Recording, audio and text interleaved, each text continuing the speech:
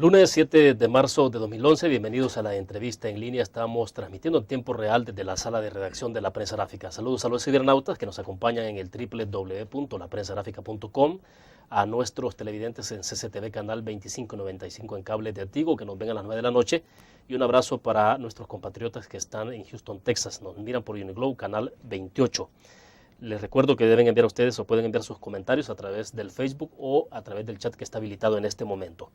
El pasado martes, la semana anterior, la Defensoría del Consumidor presentó ante el Parlamento un paquete de reformas a la Ley del Consumidor en lo que suponen es un intento por ampliar la protección del bolsillo de las familias. Este lunes hablaremos de este tema, pero también del costo de la canasta básica y de las medidas que se pueden adoptar para evitar que la inminente focalización del subsidio al gas no impacte el precio de los alimentos. Está con nosotros en nuestros estudios Armando Flores. Él es el presidente de la Defensoría del Consumidor en nuestro país. Armando, bienvenido. Es un gusto. Buenos días, William. Muchas gracias por la oportunidad y un saludo cordial para los amigos y amigas en esta mañana. Bueno, Armando, antes de entrar a analizar paso por paso de las propuestas más relevantes que hacen ustedes en reformas, quisiera saber cuál es un poco el ambiente que hay a nivel legislativo. Ustedes llevaron esta propuesta la semana anterior, decíamos el martes, y que quisiera saber cuál es el escenario que ustedes tienen ahí, si hay probabilidades de que los partidos se pongan un poco en sintonía con la defensa de la protección de los consumidores. Somos optimistas, William. Nos parece que cuando hay una propuesta técnicamente sustentada, una propuesta social y políticamente consultada, como es esta propuesta de reforma a la Ley de Protección al Consumidor, los grupos parlamentarios le ponen más atención y yo tengo mucha expectativa positiva que pronto habrá una discusión y ojalá una aprobación a este importante paquete de reformas a la Ley de Protección al Consumidor. Hay que recordar, William, que hace 5 años y medio se aprobó la última Ley de Protección al Consumidor, que es la ley vigente. Exacto. Una ley que significó un avance con respecto a la ley del 96 y esta a su vez fue un avance respecto a la ley del 92. Pero evidentemente después de 5 años y medio de vigencia del actual marco legal de protección al consumidor, han quedado al descubierto los vacíos y las limitaciones que esta normativa tiene. A pesar que tiene avances, evidentemente hay vacíos y limitaciones, que justamente son los que ahora estamos buscando solventar, atender y dar un paso cualificando la protección al consumidor.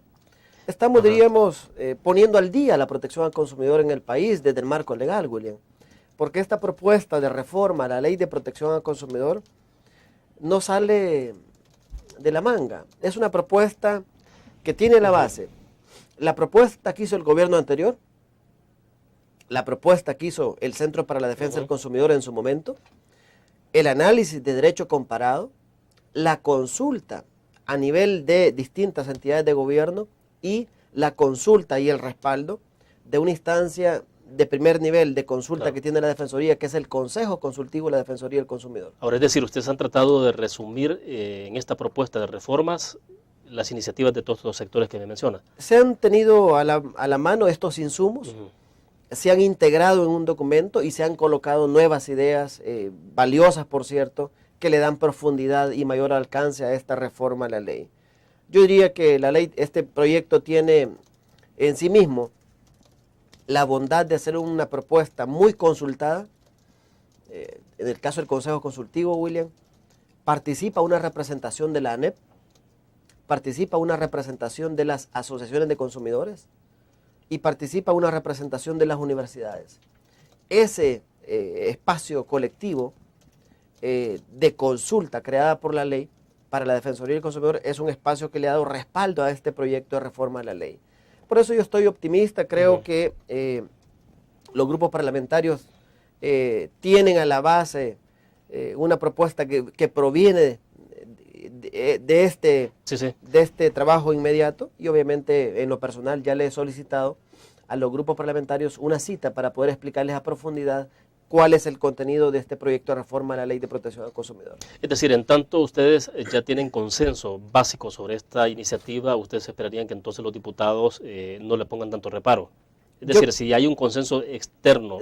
Yo creo que siendo un proyecto de ley que tiene ese origen y ese proceso de formulación, creo que merece mucha más atención de la normal que se da en la Asamblea Legislativa a estos temas, y yo esperaría que a la brevedad tengamos una buena noticia de aprobación de una importante reforma legal a la Ley de Protección al Consumidor. Bueno, vamos a la pausa. Cuando regresemos entremos ya en materia de cuáles son los aspectos fundamentales de este anteproyecto, más bien de esta propuesta de reforma. Vamos a la pausa.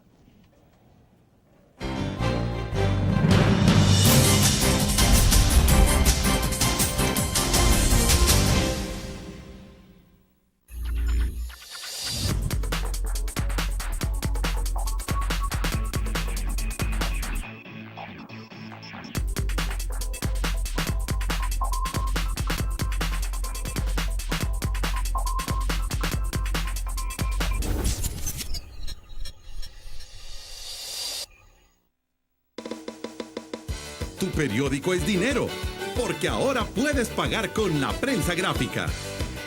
Busca y recorta en tu periódico el dinero, que podrás canjear en los establecimientos de nuestros aliados. Encontrarás uno cada día. Compra con la prensa gráfica y encuentra una buena noticia para tu bolsillo. Con la prensa gráfica lo compras. Con la prensa gráfica lo pagas. La prensa gráfica. Noticias de verdad.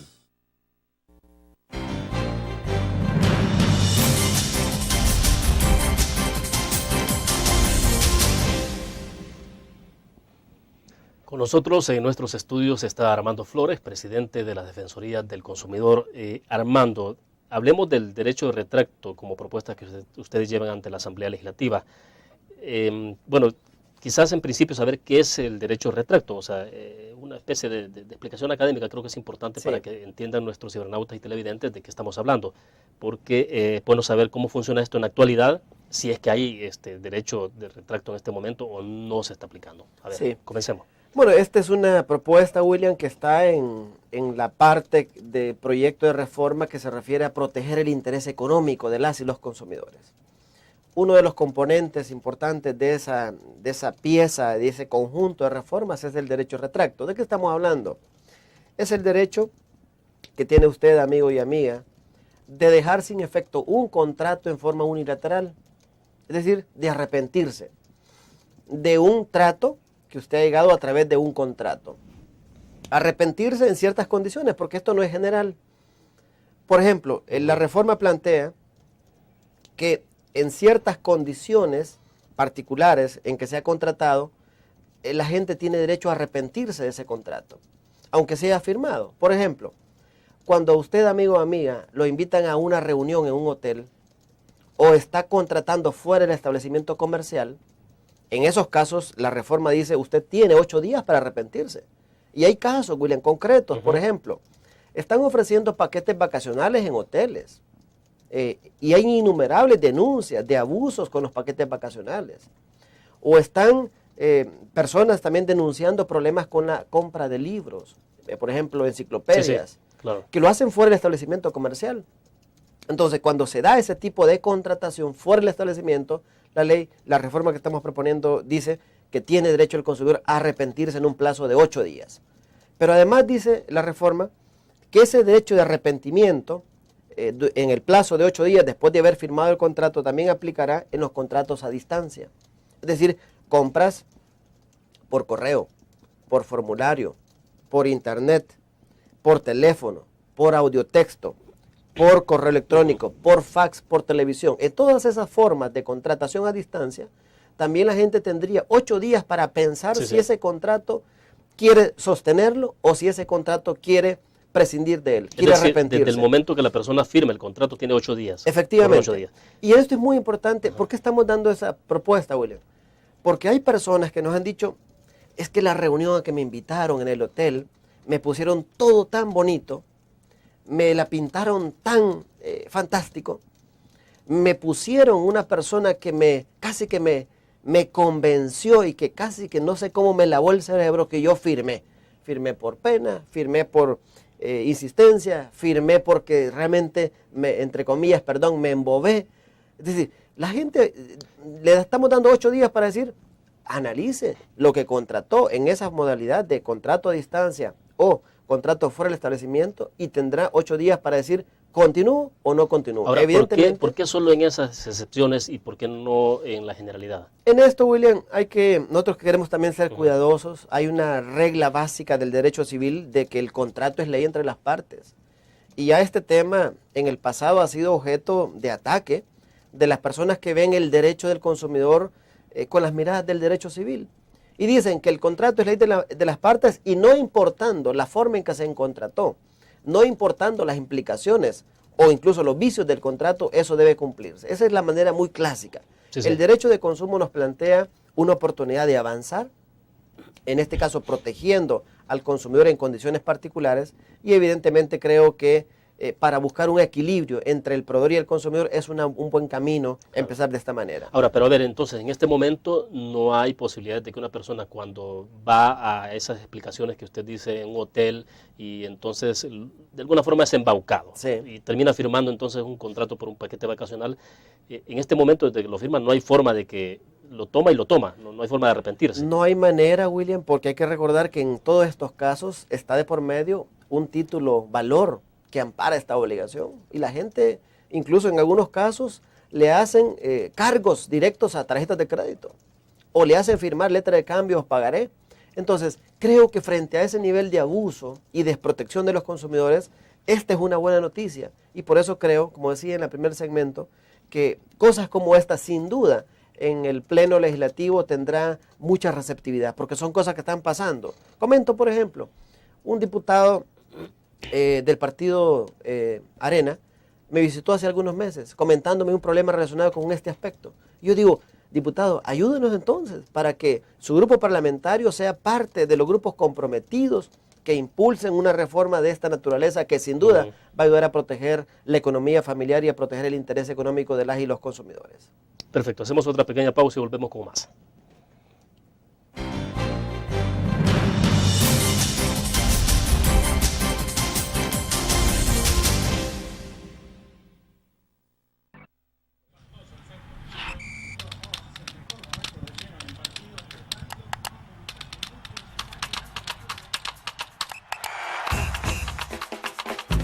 La emoción del deporte está en www.elgráfico.com.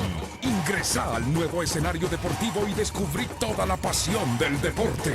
Fotos, videos, fichas y resultados de las mejores ligas del mundo. Elgráfico.com. Conectados por deporte.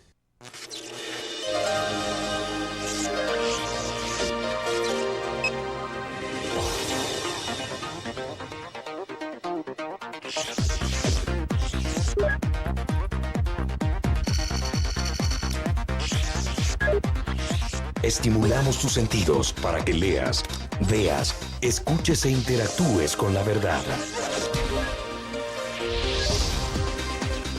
LPG Multimedia.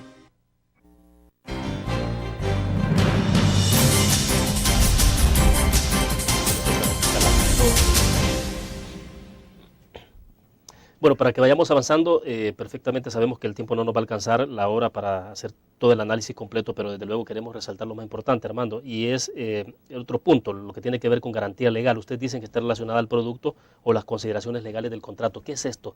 ¿Y qué es lo que ustedes piensan introducir? Porque está el otro punto de resarcimiento por el daño causado y hasta lo que ustedes mencionan de la posibilidad de que esto se pueda traducir como un esfuerzo de educar a los jóvenes desde las escuelas. Pero bueno, vamos por partes. Sí. Bueno, William, efectivamente, algo que del país la gente viene reclamando es la discrecionalidad con que se otorgan las garantías. Hay personas que nos dicen, miren, no entiendo por qué en un almacén ofrecen 6 meses de la garantía de un electrodoméstico y en otro 1 año. Siendo el mismo producto. Siendo el mismo producto.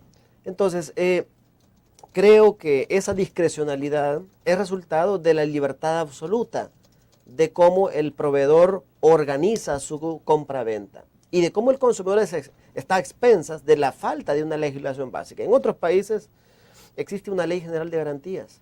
Eso no lo tenemos en El Salvador. Es decir, entonces estamos hablando de que ese mismo producto en cualquier almacén tiene los 6 meses o el año. Efectivamente. Entonces, nosotros estamos proponiendo, dado que no tenemos una ley general de garantías como hay en otros países, demos un pequeño paso. Y establezcamos en la Ley de Protección al Consumidor reglas generales que se deben cumplir con la garantía de los bienes y servicios. Bienes y servicios que evidentemente debieran venderse con garantía. Estamos diciendo, bueno, primero, se establecerá una reglamentación especial para determinar el alcance de las garantías.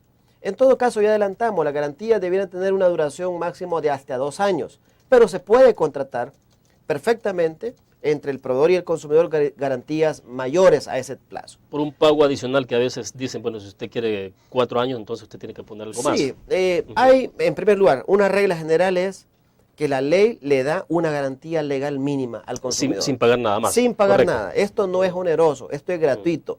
Es una obligación de un buen vendedor ofrecerle a su cliente una garantía por el producto o el servicio que le está vendiendo. Y la ley establecería una regla general que dice, dependiendo del tipo de producto o servicio, se va a establecer el plazo de la garantía. El plazo será hasta de 2 años. Y evidentemente, para que esto aplique, el consumidor también tiene responsabilidad. Y es que una vez detecte el problema con el producto o el servicio, tendrá un plazo de 30 días para reportarlo. De manera que se trata de derecho del consumidor, deber del consumidor, derecho del vendedor y también deber del vendedor. ¿Quién se encargaría, perdón, de establecer esa especie de reglamentaciones? Es decir, este producto es una refrigeradora, por lo tanto tiene que tener 1 año o 2 años. ¿Ustedes, la misma ley establece cómo trabajar eso? Sí, la propuesta es que esto sea materia de una reglamentación que estaría trabajada, obviamente como todos los reglamentos, William, aprobada por el órgano ejecutivo. Nos parece que el país necesita dar este paso, evitar los problemas de uso realmente totalmente, incluso un poco ambiguo, raro, medio raro que hay con las garantías y establecer reglas de protección básica para las y los consumidores. De manera que una vez sea aprobado esto, la gente tendría claro cuál es la garantía legal mínima que aplica a ese tipo de producto, cuál es el plazo y cuál es la forma de ser efectiva esa garantía. Y el vendedor también tendría claridad de su deber para con las garantías y su libertad de poder incluso pactar garantías adicionales o incluso garantías contratadas, ya onerosas con el consumidor. Pero lo básico es esta garantía legal mínima que estaría en la Ley de Protección al Consumidor. ¿En qué tipo de productos encuentran ustedes con regularidad abusos en ese sentido? Es decir, en las denuncias que ustedes conocen. Electrodomésticos, William, hay muchos reclamos. Automóviles, por decir 2 sectores fundamentales en el reclamo de este tipo de problemas.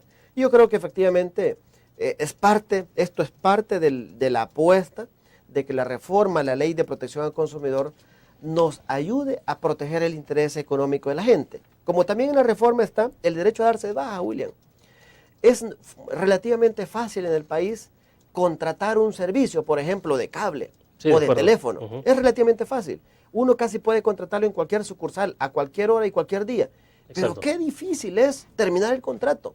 Hay personas que incluso... Aun cuando la empresa no está proveyendo servicio, porque ha habido casos donde, bueno, hoy por ejemplo que se roban el cable por robar el cobre, por ejemplo en la telefonía, dejan sin servicio una comunidad completa porque se robaron el cable. Y ese proceso, por ejemplo en esos casos, ¿cuánto tiempo debería ser de cuando el servicio se suspende y ellos no pueden restablecer el servicio? Primero, William, cuando hay un hurto de cable que afecta el servicio de cable o de teléfono, de internet para una colonia, una familia, una residencial, seguir cobrando por un servicio no prestado es ilegal, es un cobro indebido. Y eso es susceptible de una denuncia ante la Defensoría del Consumidor. Entonces, primer punto.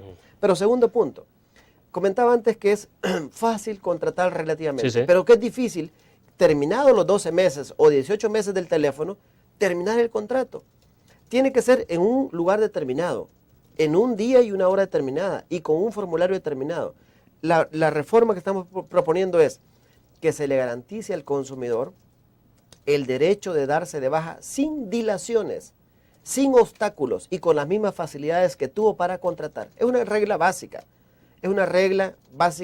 que respeta el derecho del vendedor, pero también respeta el derecho del consumidor. El consumidor tiene derecho a fácilmente, rápidamente y ágilmente terminar un contrato, darlo por terminado cuando ya venció, y el vendedor no tiene por qué poner obstáculos o dilaciones o impedimentos para que el consumidor termine ese contrato que ya no quiere continuar. Es decir, una persona que se le venció el contrato de teléfono 18 meses, pasan 19, 20 meses, y él puede ir entonces a los 20 meses y decir, pues hasta aquí quiero llegar. A los 18 meses o antes, una carta. O antes de los 18 meses o a los 18 meses, el consumidor tendrá las mismas facilidades que tuvo para contratar, las mismas facilidades tendría para terminar ese contrato. Hay personas que nos dicen, mire, es que no entiendo por qué no me dan de baja. No entiendo por qué, por ejemplo, no me dan la cancelación o el finiquito. La reforma que estamos proponiendo, William dice, en el caso de las cancelaciones y finiquitos, no podrá pasar de 15 días. Yo la semana pasada tuve una entrevista en otro medio y alguien me dijo, tengo un año de estar esperando la cancelación. Eso no puede ser. La ley establecería con esta reforma que 15 días después de terminado y de pagado una obligación, deberá tener derecho a que tenga el finiquito o la cancelación, así como la devolución de los títulos valores que firmó, porque no solo es cancelación y finiquito, sino devolución del pagaré o la letra de cambio que firmó cuando contrató. Todo eso es parte de la protección de los intereses económicos que estamos considerando en la reforma a la Ley de Protección al Consumidor. Bien, vamos a otra pequeña pausa y volvemos con más.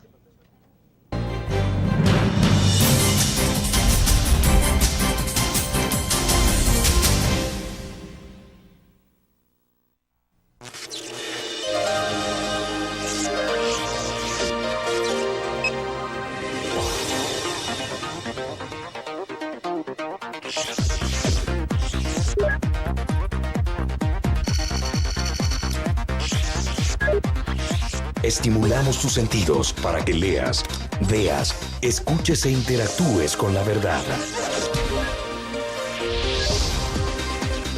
LPG Multimedia.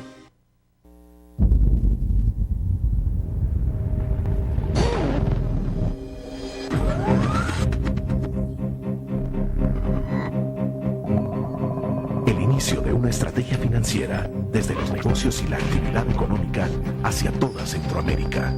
El Economista Regional, una revista especializada donde encuentras el panorama empresarial y los principales movimientos financieros. El Economista, el modelo regional de información económica.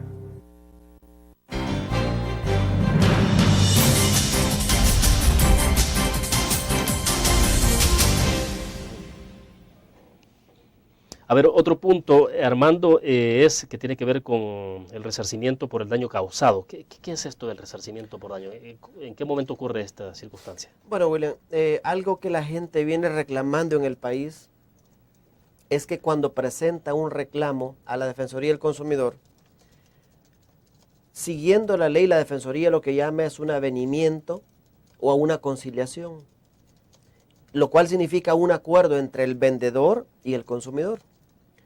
Y si en esa fase del proceso no hay acuerdo entre el vendedor y el consumidor, si el consumidor tiene razón, la Defensoría levanta ese caso al tribunal sancionador.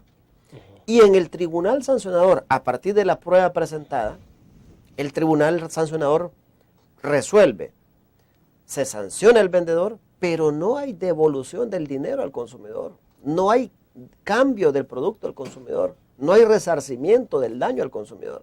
Esa es una, realmente, yo diría, esa falta es el talón de Aquiles de la Ley de Protección al Consumidor. Pero eso es prácticamente desestimular. Es decir, ¿qué sentido tiene entonces llevar un procedimiento de ese nivel? Exactamente. Entonces, ¿por qué se hizo así, William? Hace 5 años y medio. Porque cuando se aprobó esta ley, y recuerdo muy bien esta discusión porque yo participé directamente en ella, se buscaba obligar al vendedor a conciliar. Y se le ponía al vendedor la señal de que si no conciliaba se le iba a sancionar.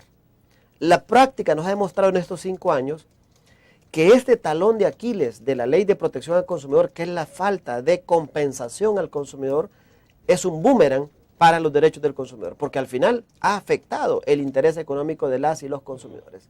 Por eso es importante que se atienda esta reforma a la ley, porque esta reforma a la ley lo que dice es, muy bien, va a continuar la fase previa de medio alternativo de solución de controversias, avenimiento, conciliación.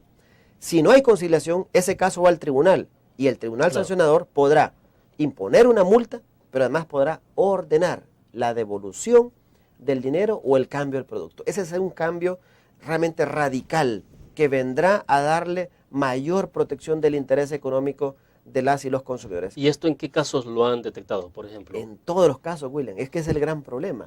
La gente, creyendo que el tribunal sancionador tiene la capacidad legal de devolver el dinero o cambiar el producto, se espera que la resolución del tribunal atienda esa expectativa, lo cual es equivocado. Entonces tenemos realmente ese talón de Aquiles está generando desestímulo y está generando desesperanza al consumidor. Por eso estamos colocando esta reforma que permita darle al consumidor mayor garantía de la protección de su interés económico, de manera que el consumidor no solo sea observador de una sanción que se le imponga al vendedor, sino sea beneficiario de una devolución o de un cambio de un producto, que sin duda es la expectativa del consumidor a la hora de presentar un reclamo a la Defensoría del Consumidor.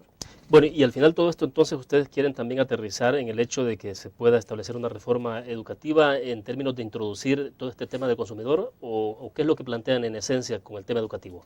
Bueno, en realidad, William, se trata de una propuesta que tiene varios componentes. Por un lado, el componente de protección de los intereses económicos. Por otro lado, el componente de acceso a la justicia, que tal vez tenemos espacio de conversarlo un poco. ¿Qué mecanismos estamos proponiendo para que se facilite el acceso a la justicia? Y por otro lado, el componente de información y educación. En el componente de información y educación estamos colocando, por ejemplo, la regulación de la publicidad ilícita, incluyendo en la regulación de la publicidad el tema de impedir la publicidad que atente contra la dignidad de las personas y derechos fundamentales de la Constitución. Pero también estamos incluyendo la responsabilidad del Ministerio de Educación y de la Defensoría del Consumidor para desarrollar la educación al consumidor desde la escuela, a nivel de la currícula educativa. Ese es el compromiso también que asumiría el gobierno al aprobarse esta propuesta. Estamos entusiasmados, estamos comprometidos y estamos listos para avanzar en esta materia una vez la Asamblea incluso pueda aprobar esta importante reforma a la Ley de Protección al Consumidor. Bueno, vamos a la pausa y cuando regresemos hablemos ya de todo el tema financiero. ¿Cómo es que ustedes entonces intentan que haya más participación sobre esto para regular de mejor manera? Vamos a la pausa.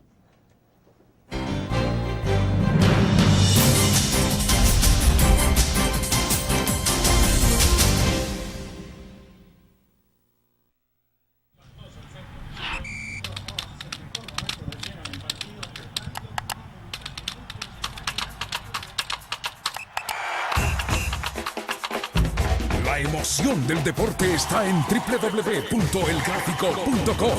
Ingresa al nuevo escenario deportivo y descubrí toda la pasión del deporte. Fotos, videos, fichas y resultados de las mejores ligas del mundo. Elgráfico.com. Conectados por deporte. Blur. La revista más innovadora y moderna de todos los tiempos. Única en su estilo, creativa. Un espacio exclusivo y reservado de entretenimiento y diversión, llevada al máximo. Blur. Time Out, Movie, lo mejor de la cartelera. Art. Shopping, la guía de la moda. Go, viajes cortos fuera de la ciudad. Blur.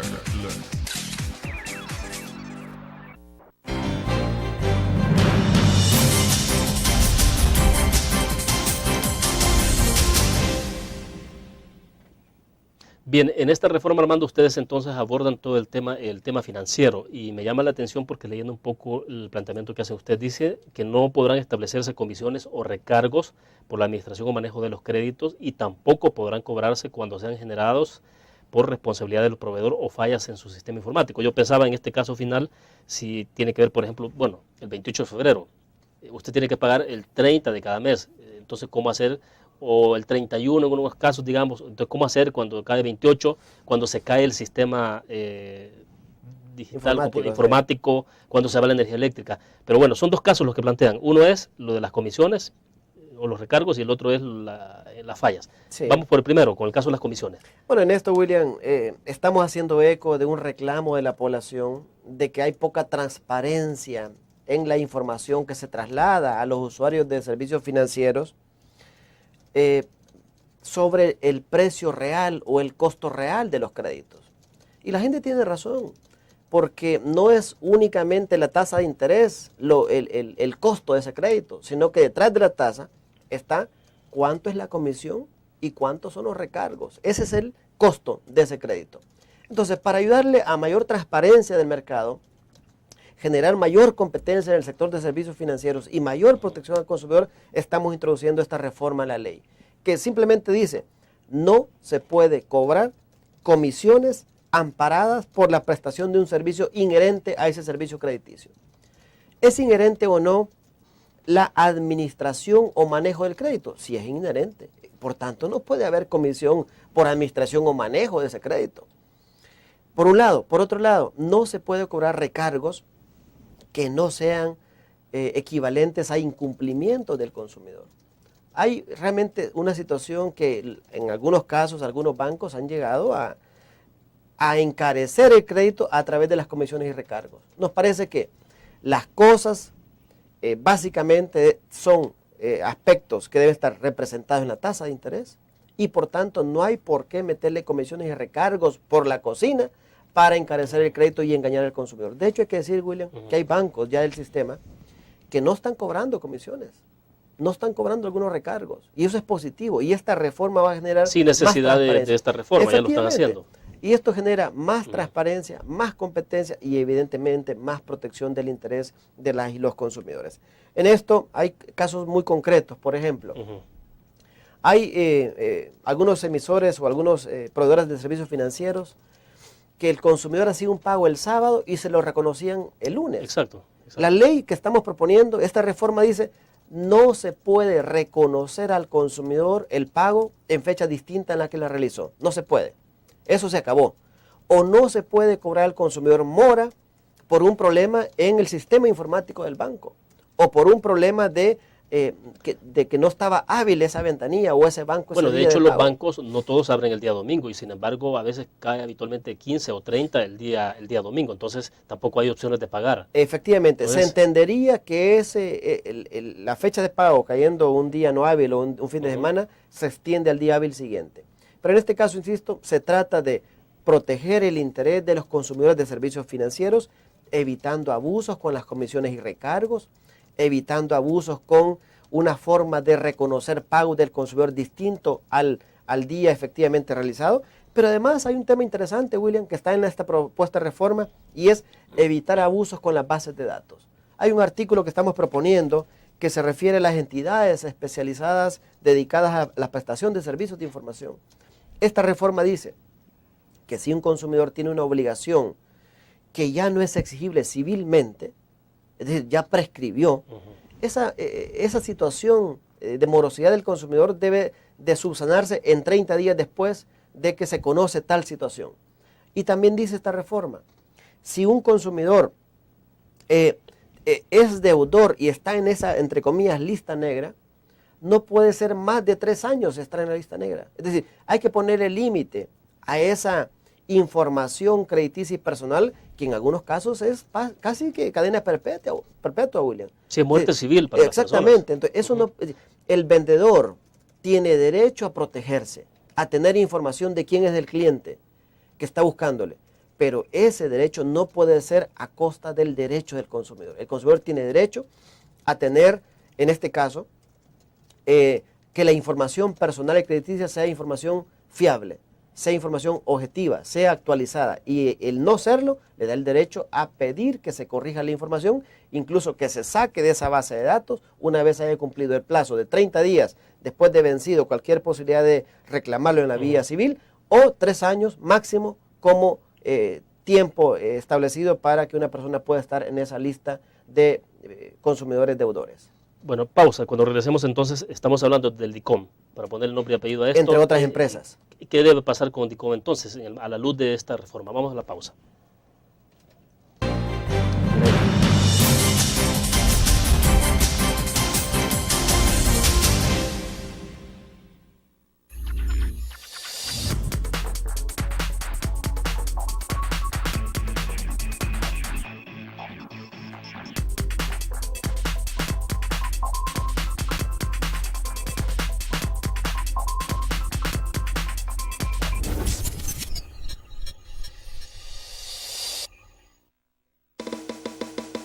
Tu periódico es dinero, porque ahora puedes pagar con la prensa gráfica. Busca y recorta en tu periódico El Dinero, que podrás canjear en los establecimientos de nuestros aliados. Encontrarás uno cada día. Compra con la prensa gráfica y encuentra una buena noticia para tu bolsillo. Con la prensa gráfica lo compras. Con la prensa gráfica lo pagas. La prensa gráfica. Noticias de verdad.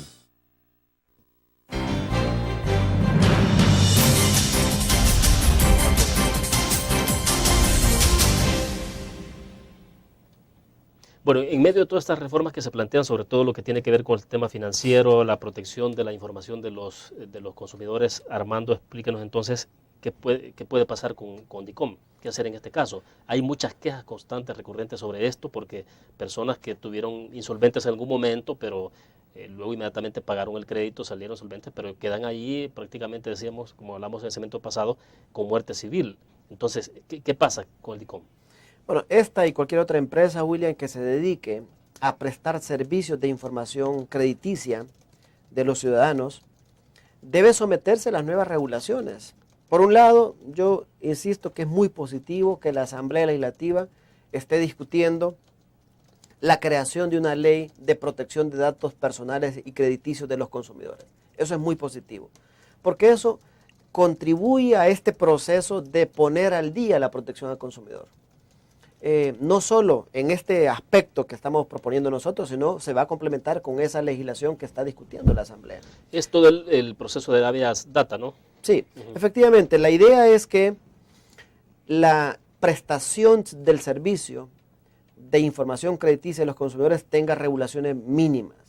En este caso, como lo he comentado, hay una serie de abusos que se han cometido, William. Por ejemplo, la Defensoría conoce de personas que están en esa base de datos y nunca fueron deudores por el tema de los homónimos. Hay personas que están en esa base de datos hace 5 o 10 años. Hay personas que están en la base de datos por ser codeudores solidarios y que nunca fueron consultados sobre nuevas obligaciones adquiridas por el deudor principal. Hay personas que están en la base de datos por error en el traslado de información de la empresa de la empresa, digamos, comercial a la empresa que se dedica a prestar el servicio de información. Esas cosas no pueden continuar porque, como lo hemos dicho, se trata de afectar derechos básicos de los consumidores como el derecho a acceder a un crédito. Y efectivamente que se está afectando a mucha gente. Hay personas que están, entre comillas, con muerte civil por la falta de adecuado funcionamiento y de transparencia en el funcionamiento de estas bases de datos. Creo que entonces esos problemas pueden ser solventados a través de esa ley especial que está discutiéndose en la Asamblea y a través de esta disposición que ahora le colocamos a la Ley de Protección al Consumidor. La idea es buscar una conexión sistémica, armónica, entre la Ley de Protección al Consumidor y lo que es la ley que está discutiéndose en la Asamblea Legislativa. ¿Y realmente pueden considerarse estas reformas que ustedes han presentado como una nueva generación de reformas? ¿Será que sí le va a imprimir un giro sustancial en donde el consumidor realmente sentirá que hay más protección? No tengo ninguna duda, William, que esta propuesta de reforma a la Ley de Protección al Consumidor moderniza y pone al día la protección legal de los consumidores en El Salvador. Por cierto, esta propuesta responde a la tendencia del derecho comparado en América Latina. Lo que estamos haciendo es recogiendo figuras que ya están en otras leyes y colocándola en la legislación salvadoreña. Nos parece que el país debe seguir mirando hacia el futuro y avanzando y buscando el progreso, en este caso de la ley, y sobre todo una ley tan importante como es la Ley de Protección al Consumidor. Ahora, ¿y será que vemos en este país algunas empresas actuando no como lo hacen en otros países y aquí actúan de otras maneras? Es decir, pero eso porque lo permite, hay una ley mucho más permisiva. Porque hay de todo un poco, William. Yo creo que, en primer lugar, hay que seguir promoviendo mejores prácticas empresariales. La política nacional de protección al consumidor que el presidente Funes lanzó en agosto del año pasado tiene a la base responsabilidad compartida. Por ejemplo, entre el gobierno, que está asumiendo su responsabilidad, las empresas que deben ser más responsables socialmente hablando, más responsables con sus clientes, y los ciudadanos deben asumir la responsabilidad de participar más ojo, más vigilancia, más participación, más reclamo y obviamente más cumplimiento de sus deberes. Creo que ese triángulo de participación del Estado a través de la Defensoría, participación de los ciudadanos y mayor responsabilidad social ambiental, social de las empresas, evidentemente puede contribuir a fortalecer más ágilmente y fuertemente la política de defensa del consumidor. Bien, nos quedan 2 segmentos. Me interesa que hablemos de canasta básica, cómo se está perfilando en los primeros meses de este año, y también el otro tema que tiene que ver con focalización de subsidios, sobre todo por el impacto que esto pueda tener o la posibilidad de que esto genere más especulación en los precios. Vamos a la pausa.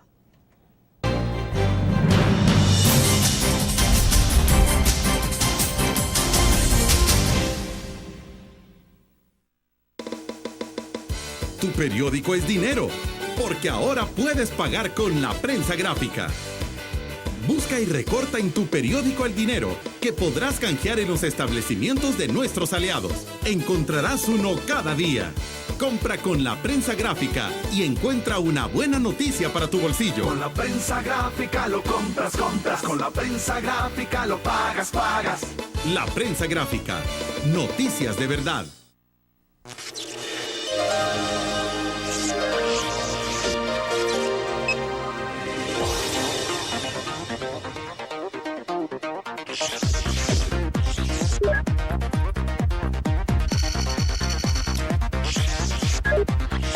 Estimulamos tus sentidos para que leas, veas, escuches e interactúes con la verdad.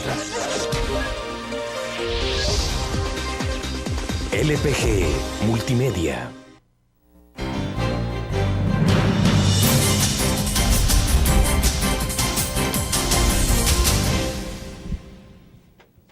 Bueno, hablemos de precio de canasta básica. Armando, explíquenos cuáles son los indicadores que tienen ustedes de cuál es el costo en este momento de la canasta básica en nuestro país, a partir de ya esas variables que se han registrado a principio de este año, que tiene que ver con incremento en los precios de muchos productos alimenticios. Estamos hablando del maíz, del trigo, obviamente hay mucho consumo de trigo en el país a través del PAF francés y demás, el caso de los frijoles también, pero bueno, explíquenos usted. Bueno, los datos están ahí en el trabajo que hace la Dirección General de Estadísticas y Censo, William. Está claro que la canasta básica ha tenido importantes aumentos en los últimos meses. Y eso yo creo que hay que decirlo con mucha serenidad, con mucha responsabilidad. Tiene múltiples factores que han generado esa inestabilidad en los precios de la canasta básica. Un factor fundamental es que nosotros tenemos una economía importadora. Imagínese usted, amigo y amiga, dependemos en un 70% de la importación del arroz, 100% de la importación del trigo, 80% del tomate, 97% de la cebolla, 65% del chile, 90% de la papa. En una economía netamente importadora de alimentos básicos, lo que estamos viendo es consecuencia de esa dependencia alimentaria, consecuencia de la pérdida de soberanía alimentaria que tiene el país. Y por eso es importante el impulso de estos programas, por ejemplo, que está haciendo el Ministerio de Agricultura, de Agricultura Familiar, para mejorar, para incentivar mayor producción de alimentos. Eso nos puede ayudar a paliar esta situación de crisis internacional de los precios. Entonces, por un lado digo, tenemos una economía importadora, que esa dependencia de la importación afecta a los precios locales. Y en segundo lugar, William, hay que decirlo muy claramente, tenemos un incremento considerable de los precios de los alimentos en el mundo. Un dato muy nuevo, William, que nadie lo ha dicho hasta hoy, es que entre diciembre 2009 y febrero 2011, el índice de precios de alimentos de la FAO ha subido 31%. Los alimentos, que son cereales, aceites y grasas, lácteos, carne y azúcar.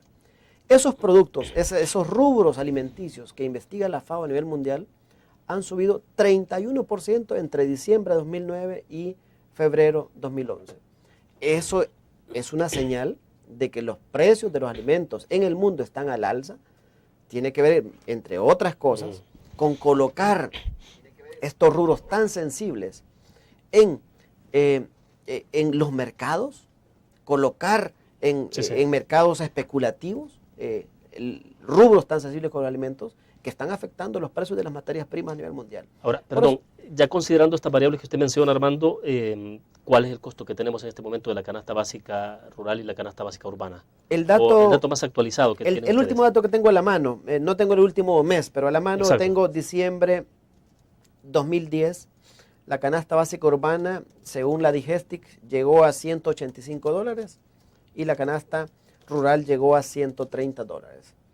Hay que decir, William, que entre diciembre de 2009 y diciembre de 2010, las canastas urbana y rural subieron 12% y 9% respectivamente, pero el índice de precios de alimentos de la FAO entre diciembre de 2009 y diciembre de 2010 subió 25%. Entonces, no es extraño, aunque doloroso para todos, que tengamos en el país un incremento en los precios de los alimentos. Eso está pasando en el mundo y por eso es muy importante mirar este fenómeno de manera más integral.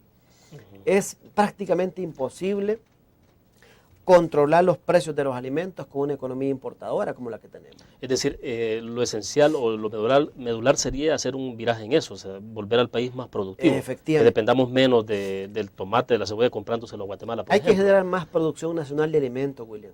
Y qué bien que está el gobierno de la República impulsando estos programas de incentivo a mayor producción nacional.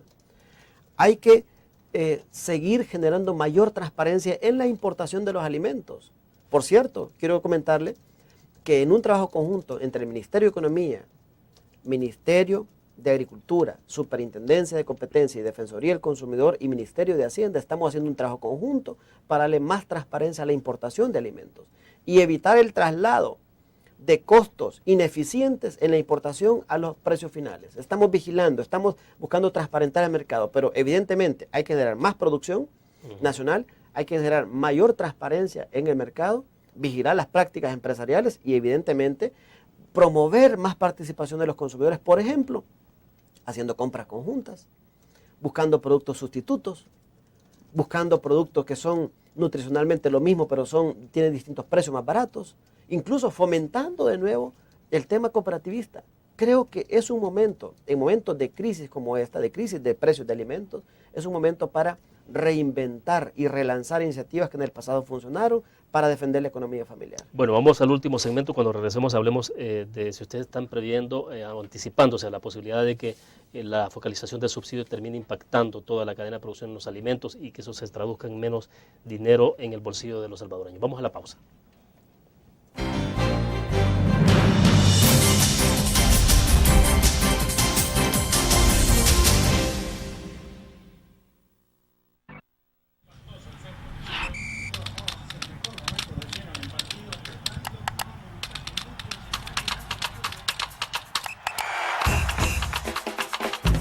La emoción del deporte está en www.elgráfico.com. Ingresa al nuevo escenario deportivo y descubrí toda la pasión del deporte. Fotos, videos, fichas y resultados de las mejores ligas del mundo. Elgráfico.com. Conectados por deporte.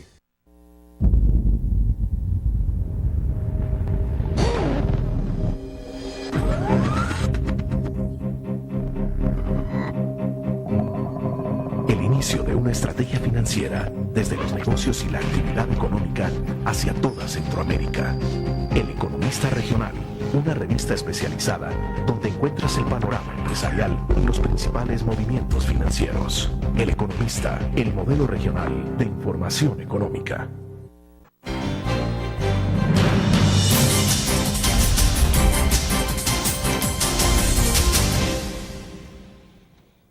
Bueno, Armando, la focalización del subsidio al gas es un hecho, esto es inminente y quisiéramos saber, porque hay tanta especulación del caso de las señoras que hacen las tortillas, que hacen las pupusas, bueno, cuánto va a incrementar esto, qué impacto puede tener, quisiéramos saber si ustedes están pendientes de esto y qué nivel de coordinación tienen con el Ministerio de Economía, pues sobre todo la vigilancia de lo que pueden hacer, porque finalmente también si esto se deja libre hay abuso total.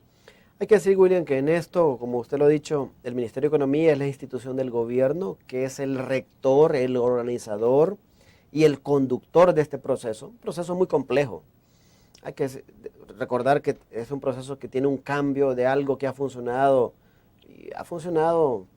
para algunos bien y para otros mal hace 20, 25 años. Y eso tiene dificultades que las hemos visto en el camino, pero afortunadamente la forma en que se ha organizado y se ha ido afinando el mecanismo, creo que responde bastante bien a la expectativa de la gente. La gente no tiene por qué tener temor si está abajo de 200 kilovatios hora al mes en el último año. No tiene que tener temor si su casa, en donde vive, donde reside, donde alquila, es una casa que está el recibo a nombre de otra persona. No tiene por qué tener temor, más bien, el subsidio, esos 8.50 van al portador de ese recibo de energía eléctrica. Y lo positivo es que el programa también incluyó a negocios de subsistencia, como pupuserías, tortillerías, panaderías, dándoles un apoyo para esa actividad productiva de subsistencia.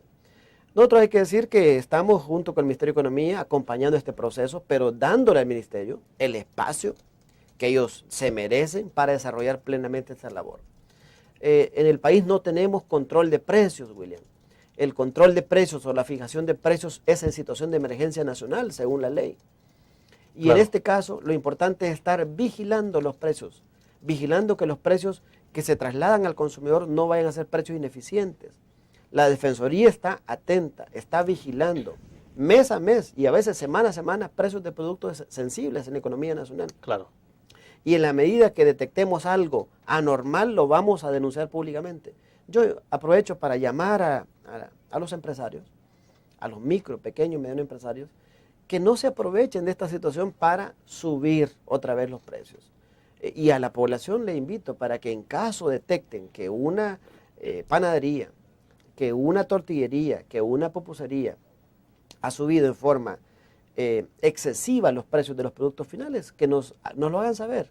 Porque está claro que para una gran tortillería no hay subsidio, porque ellos tienen, y de hecho nunca lo ha habido, porque tienen consumo industrial de gas. Ellos no han usado el gas propano, William. Y el gas industrial en esos grandes tambos nunca ha tenido subsidio. Entonces, no, o sea, los restaurantes que se suministran con tanques grandes nunca lo han tenido. No tienen por qué. Un gran negocio, claro, o un mediano negocio que no va a ser beneficiado con este programa de racionalización, no tiene por qué ver incrementado, porque en realidad lo que ha habido es un precio que no ha sido subsidiado, salvo que hayan hecho la vuelta y se hayan beneficiado de algo que no tenían que beneficiar. Bueno, pero es difícil. Para un restaurante tendría que tener 25, 30 cilindros de 25 libras. Claro, entonces uno nota incluso el tipo de tambos que han tenido. Entonces creo que lo importante es responsabilidad empresarial, vigilancia de la población y actuación del gobierno. La Defensoría está lista para acompañar esa labor de vigilancia de la población y tomar medidas necesarias para evitar abusos.